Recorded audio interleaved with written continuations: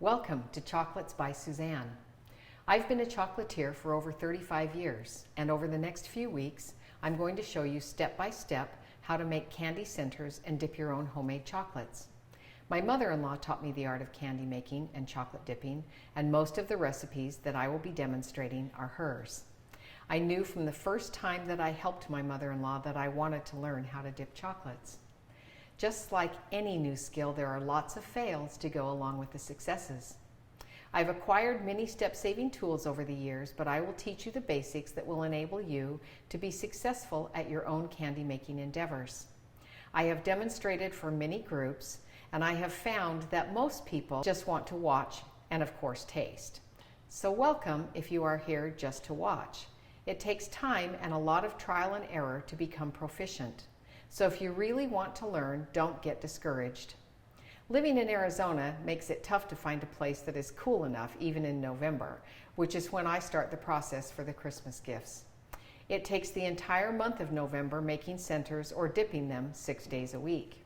I have a basement in my home, so that's where my dipping station is set up.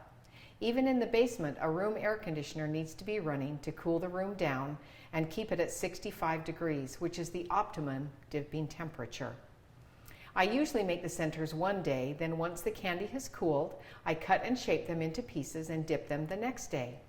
Today, we'll start with toffee centers. I'll talk you through the ingredients as I add them, but the recipe will be on the website following the video. If you subscribe to Chocolates by Suzanne, you'll be able to find my weekly demonstration. My niece, Sandy Pond, designed and had fabricated these candy pans. They are by far the best candy pan I have ever used for candy centers.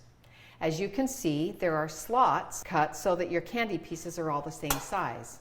She is in the process of designing a website where you will be able to purchase these pans.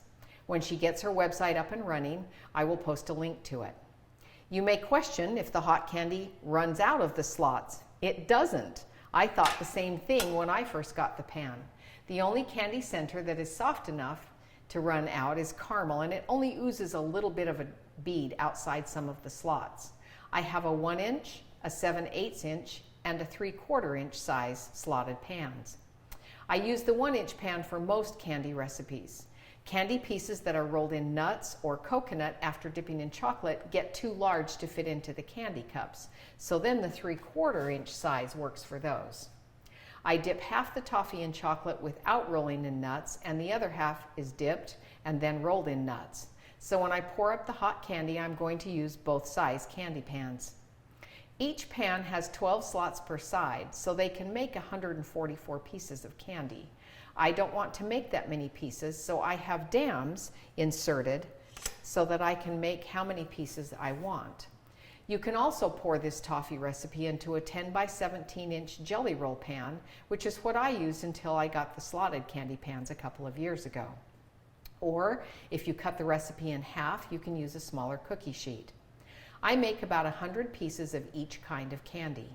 This is a Christmas gift to friends, neighbors, and family, so I usually make around 50 pounds of chocolates. For toffee, I use a cooking spray to help ease the candy from the pan, and I have already sprayed both of my pans with the spray. Toffee is often poured up and then just broken into uneven pieces, but because I use candy cups, I put each piece of candy into a cup and box my chocolates, so even pieces are necessary. Okay, let's start with our ingredients. Melt 1 pound of butter, and I've already measured up all the ingredients so that you don't have to watch me do that. And a half a cup of water, and a tablespoon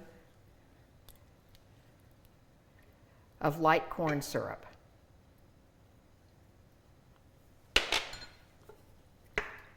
Once you get that melted, then we'll add the nuts and the sugar.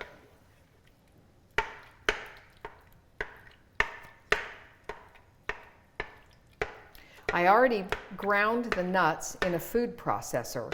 You want to either chop them by hand into fairly small pieces or use a food processor. You don't want giant pieces of nuts, but you also don't want them to turn to dust. Okay, we're getting our butter and water incorporated here.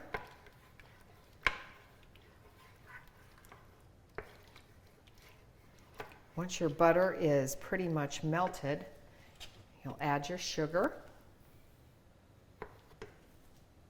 And that's 2 1/4 cups of sugar and a cup of chopped nuts. You can adjust the recipe to whatever you need. If you want to make a small batch or a larger one, then just use your math that you learned in school. That's why we learned fractions. Okay, we're going to cook this mixture, and it takes about 45 minutes until the nuts turn dark and the candy is the color of a brown paper bag. Generally, I wait to see 3 puffs of smoke, and then I know that it's done. Not steam. Steam is different than smoke. You'll know the difference when you see it because you're actually scorching the butter. That's what gives your toffee its flavor. This mixture gets very thick and your arm will get tired of stirring, particularly near the end when it's really thick. So if you have someone that can spell you off, that really helps. Once the toffee is poured into your pan, you'll have to score it quickly if you are wanting even-sized pieces. As it cools, it sets up quite quickly. So you score it from the inside, from the outside edges in. And then repeat that process until it's cooled enough that the pieces will hold their shape.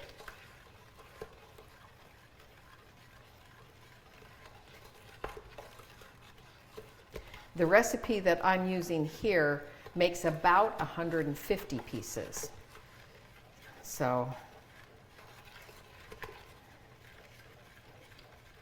And that's small little 1-inch pieces. So if you're going to just chop it up and have big chunks, then you can use the whole recipe and put chunks in a box or on a plate if you're going to give it away. You will need a good, reliable candy thermometer and a heavy, deep pan. I love using old pressure cooker pans as they are a thick, heavy pan. However, several years ago, we remodeled our kitchen and got an induction cooktop, and they require magnetic pans. So my pressure cooker pans are not magnetic, and I had to learn to cook in different pans that are made for induction cooktops.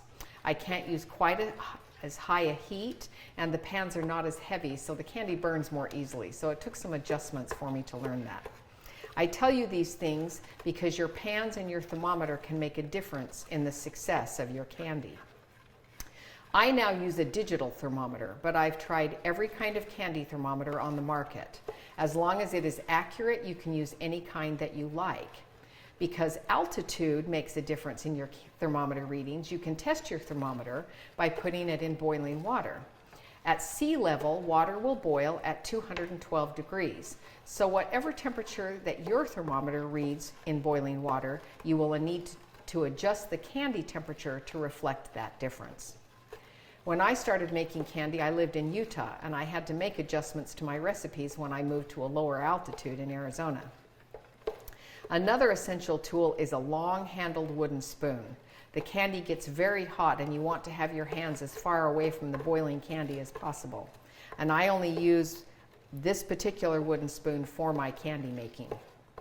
I have the pan set here on a marble slab. This will help in the cooling process and keep the hot candy from burning your countertops. There is some candy that is poured directly onto the marble and then beaten once it's cooled. So having a marble slab is necessary if you want to be successful in your candy making. Okay, as you can see, the candy is getting thicker. It's still too light of a color, but it's boiling nicely and it is thickening up. So in another few minutes, it's going to turn darker and even get thicker than this, and then it will be ready to pour up. Okay, as you can see, it's getting thicker. It's pulling away from the bottom. You want to keep that bottom stirring. Even though some of it sticks to the sides of the pan, you want to make sure you keep that bottom moving because that's where it burns. It's getting very thick. It's starting to turn brown, but I haven't seen any puffs of smoke yet. So until I see puffs of smoke, it's not quite there. You can see it's very difficult to stir because it's so thick. It's almost at that brown paper bag stage, but I still see a little white on the nuts, so it's not quite, those nuts aren't quite dark enough.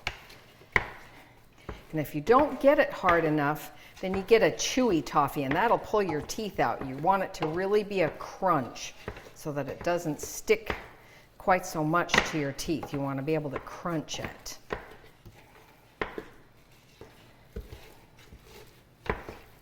It does smell good.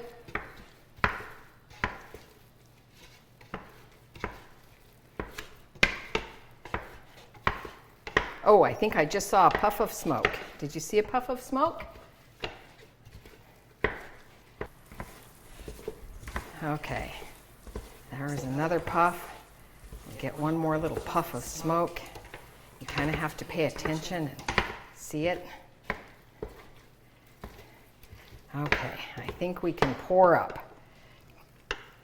Now, because I'm using 2 pans,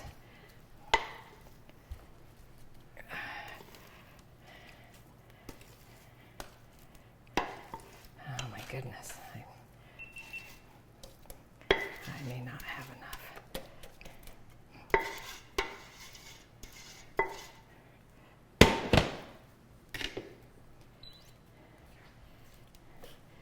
Okay, and then we need to spread this nice and thin.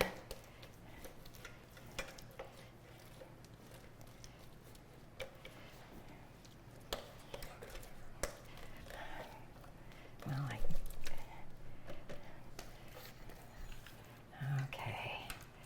Oh boy. It sets up pretty rapidly as it's cooling, and we need to start to score it. So with the 2 pans, I have my trusty assistant here, aka my husband, and we're going to have him start to score.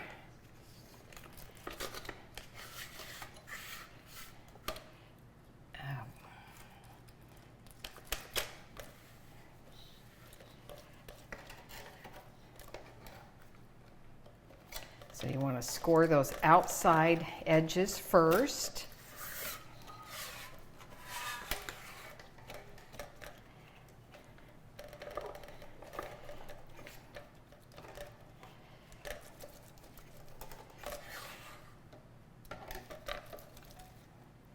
Trying to get this even thickness, but it's difficult because it wants to cool and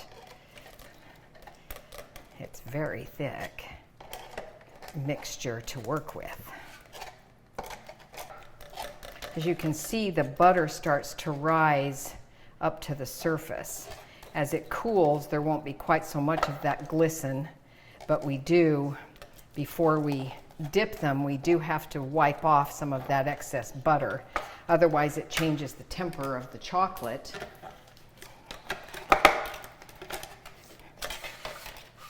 And it turns the chocolate white as you dip.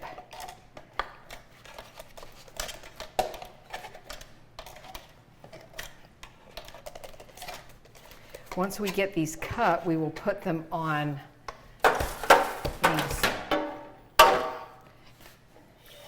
jelly roll pans that have wax paper on them, so they're prepared for the pieces. Normally, if you're not cutting them into little squares to dip, and you're just going to pour some chocolate over them and have big chunks, you can pour it directly on your marble and wait till it cools and then just break it into pieces that you like. So as you can see, this takes time, and this candy is still very, very hot. It's still soft, but as it cools, it will harden and be crunchy like you expect toffee to be.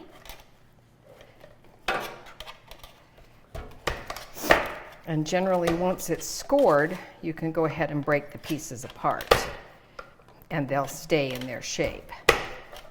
As you can see, I didn't get all of the pieces the same thickness. Some are a little bit thicker than others. And tomorrow I will show you how to dip them in chocolate.